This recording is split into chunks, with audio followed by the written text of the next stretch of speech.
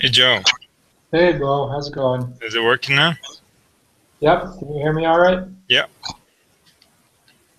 So I don't know who else is going to show up. There are a few people who have registered. Okay. That email link didn't work. Huh. You see my reply? I don't know. I just had a little box pop up on Google Chrome. I'm not sure. The link seems to be, when I press the link, it brings me to the Google Plus page, and it has, I don't know, it's almost just like a calendar of events. And it tells me about the Hangout, the seminar, but there's no way to actually join the, the Hangout Live. Well, I'm afraid we're going to drop some of the other less experienced Google users. um, I'm not sure how you figured out how to get on there, but I Did you basically sent the same invites to everybody. did I you don't just think, did you do something just a minute ago that when I joined the right before I joined the call, did you send out something else or not? no, I just clicked on start broadcast. Okay. Well, I guess because I was signed in and had said I was going to watch, maybe then it sent me a notice saying I could join. Okay, well, let's not worry about it then.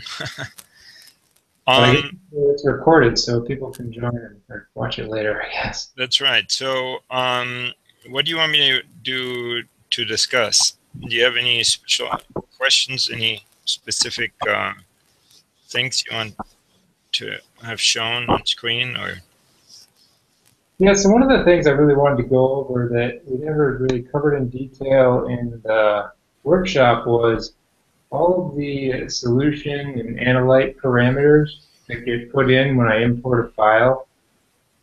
I'd like to know how all those are used and in what way. There's a lot of parameters and some of them seem to have an effect and others not. And I'd just like to know how they get used in the analysis. Um, yeah, so So I'm okay, not, so I'm not just using it like a black box, basically. right, I right, just actually know how it's getting used. And then, yeah, and I think some of them are used under certain conditions and others not in different ways. So I have some notes here. right. Well, let me discuss that. That's actually a really good question. There are things that are used, and then there are things that are not used, just like you said. Um, when we submit data to the database in the OpenAUC format, um, we're sending it to a relational database that relates the data to other things. Okay, so there's Right. a lot of information that gets associated with an experiment that allows you then to later on make certain inferences regarding data analysis, as well as you know, get information about the basic layout of the experiment, who did it, what machine it was done on, what rotor was used, etc., etc. All of these details get associated with the experiment. Some of them get associated with the experiment. Some of them actually get associated with the cell. Some of them get associated with the channel. Right. So it all depends on what exactly the piece of information relates to. So let's go through the database and see what's in it. Okay. First of all, you got investigator data. That's pretty obvious. Every data set belongs to an investigator. So each data set has one investigator associated with it. Buffer data. Um, this is essentially where you build a buffer, where you enter different buffer components that are in the system that are predefined with a fitted polynomial to A, the density function, and B, the viscosity function. So every time you add a certain amount of these, they will change the density and viscosity increment of your aqueous solution. So this is for aqueous solutions. If you don't have aqueous solutions, you can add a manually unadjusted density and viscosity file for a particular temperature that you have measured. And then UltraScan will not treat it as an aqueous system that changes density and viscosity as a function of temperature and make that adjustment. So let's say you have, some organic solvent and you measure it at 25 degrees Celsius, and you measure what the density and viscosity of that solvent is at 25 degrees, then you just enter that here, and it will not make any temperature adjustments for what's normally recorded at 20 degrees here, normalized to 20 degrees. And then as you measure, it grabs the temperature from the experiment and adjusts it for whatever density and viscosity change there is with water as you go to a different temperature. Okay, so that's one thing. So density and viscosities are actually used as constants in the fitting, whereas pH, Absolutely. is there as a reference. But pH, of course, does not have any influence on the hydrodynamics, so it's not used in the calculation, and it is information that you keep as a reference to, tell you what this buffer was actually calibrated to. So this may be helpful in an interpretation of a result rather than actually changing the numbers that you get from UltraScan. But the density and viscosity most certainly do change the numbers that you get from UltraScan. And so does compressibility, by the way. And that one you can change or you can't? Compressibility you can't change. I'm not sure if you have it enabled right now. There is a method in the finite element solver that uses compressibility as a function to change the density as a function of compressibility. Mm-hmm. But I'm not sure. This is not fully tested, so I think that's the reason why it's actually grayed out here. I don't believe you can actually change it right now. So I would have to check on that for you. But right now, I think most of these experiments are done in aqueous solution, so compressibility doesn't really affect anything. There's also the absorbance of a buffer that you can enter as a spectrum. So if the buffer absorbs at a particular wavelength, you can enter that here, and so that you know how much your buffer actually contributes to the total absorbance. Now, this will be used when we do these fits to multi-wavelengths data and decompose based on contribution. Then that will be one of the factors that will get subtracted from the experiment if your buffer itself absorbs. So let's say you have tris and you measure at 230 and you have like some residual absorbance from tris, then it would know how much to subtract at each wavelength. And, and then the rest would be decomposed into the signals, the other components that are there. If you just measure a single wavelength experiment, it really doesn't matter, because then time invariant noise calculations will automatically subtract any baseline component. So that's what buffer does, okay? Now, I should mention that the density and viscosity, of course, are used to generate S20W and D20W values. So in UltraScan, the whole philosophy is built on the idea that whatever data you get back out are converted already to standardized values, so they're immediately comparable between experiments. So let's say you do, an experiment in 3 different buffers that have different density and different viscosity, and you see different S values. You wouldn't really know, is this due to my buffer being different, or is it due because my protein changes conformation or oligomerization or whatever, because I have different amounts of salt here. So if you then make comparisons in UltraScan, the density and viscosity effects on the sedimentation coefficient are automatically corrected and taken out of what you see. So when you load up, Van Holt-Weichert combined distribution, and you have those distributions for those two different data sets in there, they are already converted to S20W and D20W.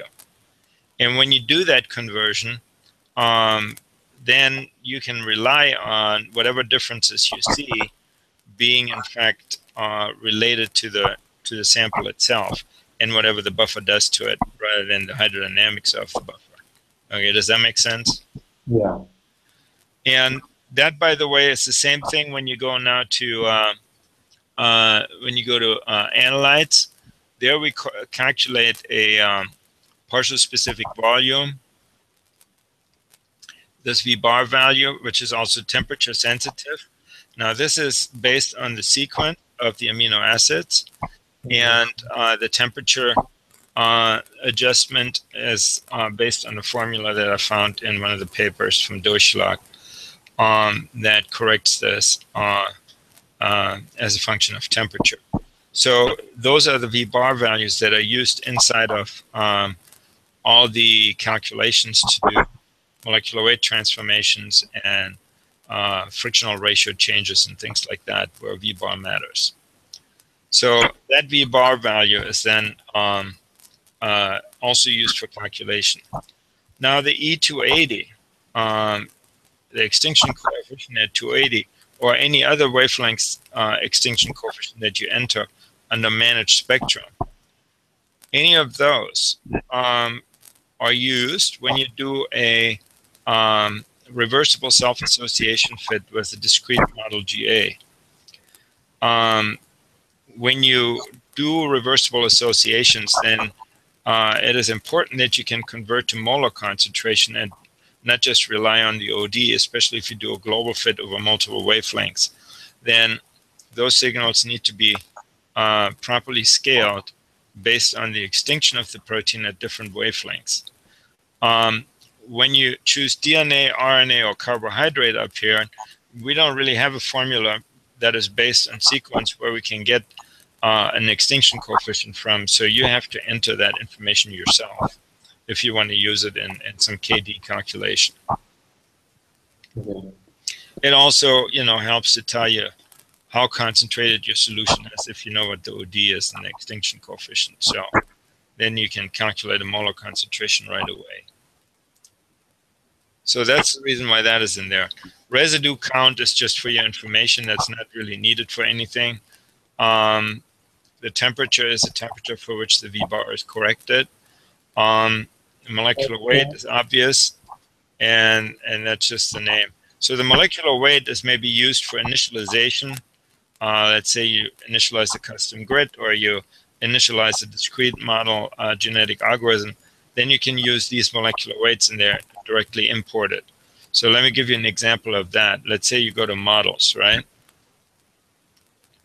And let's say we wanted to build a monomer-dimer model for this particular protein here. So let me just create a new one, call it monomer-dimer. So if I wanted to create this model, right, and maybe measure at 280 nanometers, and I would have to enter a component, right? And let's say I'm studying this new analyte here called TIAR. If I were to do this, then it would import all of this information into this matrix right here, including the V bar, the extinction coefficient, and so forth. And we would then, maybe put in a concentration that we measured in the 2DSA. So let's say it was 0.56, and then we'll calculate the molar concentration for this. Maybe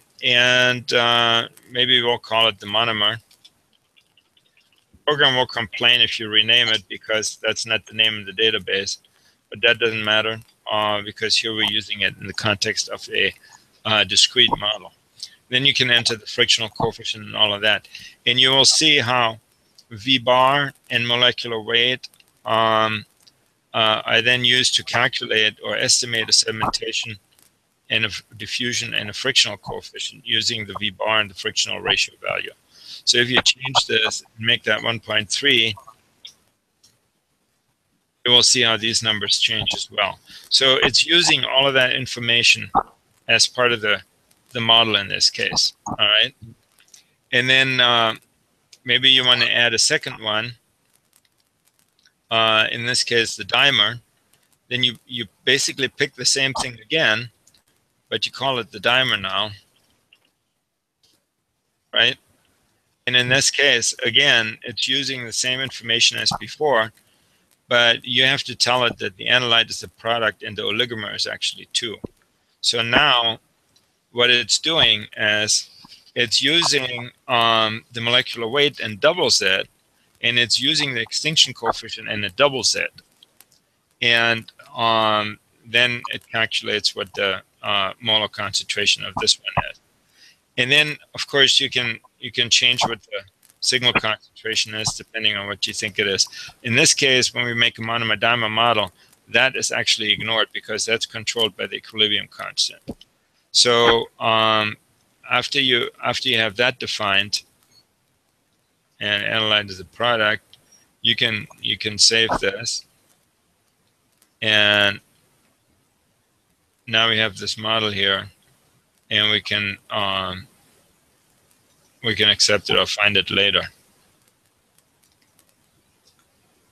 Let's see, who are we?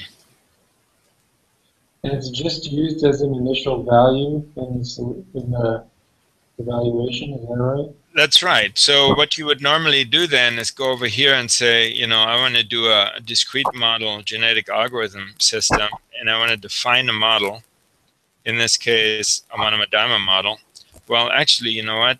I didn't manage the associations yet, so let's do that. So the monomer goes in analyte 1, and the dimer goes into product. And we have 2 monomers giving us 1 dimer, right? And then we put in a KD, let's say 2E minus 5, and a K off rate maybe 1E minus 4. Are these just guesses now? These are those are guesses, yeah. Those are starting points for the genetic algorithm. okay. So basically, this is my model for whatever the system is. And I say accept. And then you can save the model. And it should put it in the database. And then you just go accept. And then you say load base model. And there it finds the monomer-dimer. So it accepts that. And then you can define constraints for that. Now here's where you can look at the buckets, okay? So in this case, we have a monomer-dimer equilibrium. So we probably want to fit the KD and the extinction coefficient, the K off rate.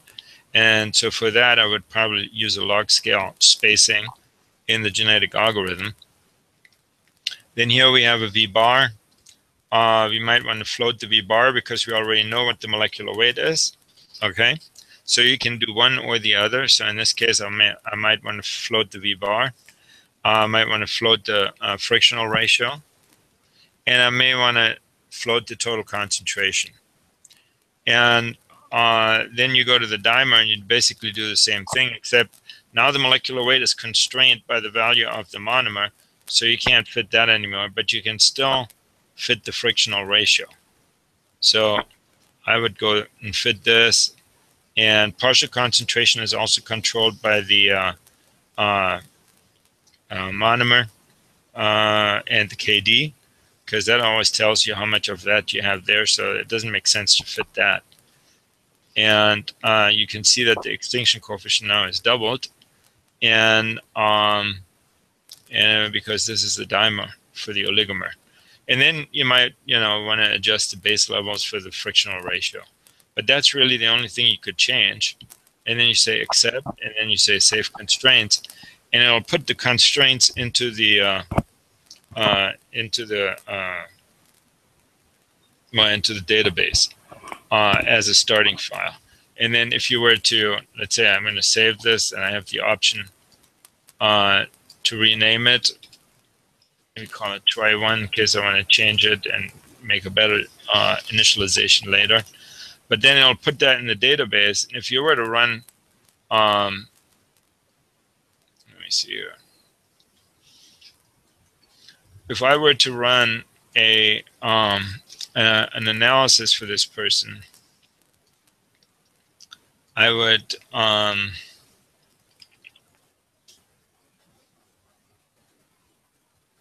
their data. Let's say this is the one. Pick a data set and say add to queue. And then I would use the discrete model GA. And all of those parameters that were in that model are now in this file right here called Troy1. It's a constraints file. It has basically the linear limits of the buckets that go into this calculation. So each bucket essentially has a linear range over which the solution is likely.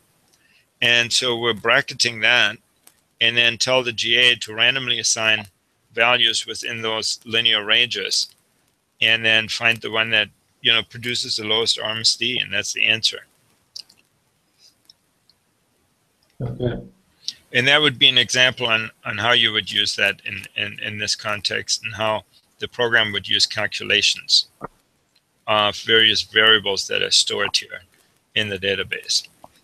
So let's look at a couple others. So we have, well, solutions is really a composition of analytes and buffer. One thing in solutions is the analyte molar ratio. Yeah, we can take a look at that. So let's say you have, so here we have two different things in, and they're in the same ratio. So this happens to be an RNA, and this happens to be a protein. So if I were to, say maybe that protein here is their twofold excess ratio compared to the RNA, then watch what it'll do to the common V bar. It'll change it. It'll make it go up because the V bar of the protein is higher than that of the RNA. So if you have a 2-to-1 ratio, then the V bar for that protein will go up as well. Okay. Or for the mixture, I should say. But all of those values are incorporated into the analysis so that you get D20s and S20s, and you can make a direct comparison right away on the resulting data. And so if it's just proteins, like a protein system, then you don't even have to touch the molar ratio. It doesn't matter what they are. Well, that's not true because proteins can have different V bars. Okay. So, if they have different V bars, maybe one of them is a glycoprotein and has a lot of glycosylation, then maybe the V bar is a little bit higher than the other protein. Okay. And, it'll calculate the weight average based on whatever is in there. Of course, if you have free component in there, then that free component should be handled separately. But in the initial 2DSA analysis, you can't do that. So what that means is that some of your responses may be distorted in the sense that they have the wrong V bar assigned. But if you know roughly where the components are sedimenting, you could bracket that region with a custom grid and then run the custom grid analysis to get the real values. And each individual position then would be calculated with a different V bar. So you can accommodate for that difference. Does that make sense? Yeah. Yeah. Yeah, so that's the idea there. Of course, there's another issue that comes into play, and that is when you look at individual data sets and cells and channels. So if you load up a data set here, you know that each channel has associated with it a centerpiece. And in fact, if you have two experiments in one cell, then what you will see is two different entries here. So each one can have a different solution in that channel, right? Or in each channel can be a different solution. So for one cell, you have basically two options to define a solution. Also, what's very important is to define the centerpiece type, right? And the reason why is this because they have all slightly different geometries. So these are not all cut from the same die. Some of them are titanium, some of them are EPON, some of them are aluminum, and there are these Sedbell 60s, and so forth. So each one of these centerpieces has slightly different geometry, slightly different bottom. And so we need to know where those bottoms are, because they are responsible for giving us the boundary condition that we use in the Lamb equation solution. And the boundary condition here is, of course, the meniscus in the bottom of the cell, and the assumption that between the meniscus and the bottom of the cell, you don't have a change in. We got a power outage here or something.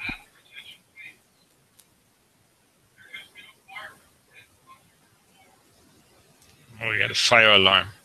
Oh, fire alarm. Okay, well, I'll have to stop this. Sorry. We'll pick it up later. All right? All right, send me a message if when they put the fire Yeah, out. I will. Okay. Okay.